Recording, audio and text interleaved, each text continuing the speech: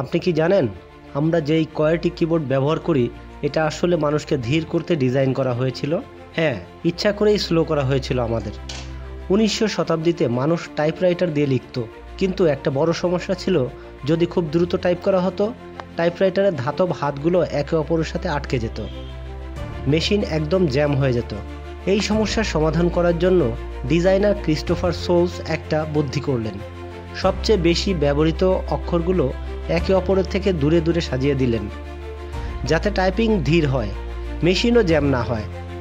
এই নতুন বর্ণবিন্যাসই হলো QWERTY, যার নাম আমরা জানি কোয়ার্টি। মজার ব্যাপার হলো আজকের কম্পিউটারে এমন কোনো জ্যামের সমস্যা নেই, তবুও আমরা এখনও সেই স্লো কিবোর্ড ডিজাইনটাই ব্যবহার করছি, যা তৈরি হয়েছিল প্রায় 150 বছর আগে। এটা ইতিহাসের সবচেয়ে দীর্ঘস্থায়ী ডিজাইনগুলোর একটি। আজও কি বিকল্প আছে? অবশ্যই আছে। ডিভোরাক, কোলমার্ক এগুলো কোয়ার্টি থেকে 30 থেকে 50% দ্রুত। কিন্তু যেহেতু পুরো পৃথিবী কোয়ার্টিতে অভ্যস্ত, কেউই আর লেআউট বদলাতে সাহস পেল না।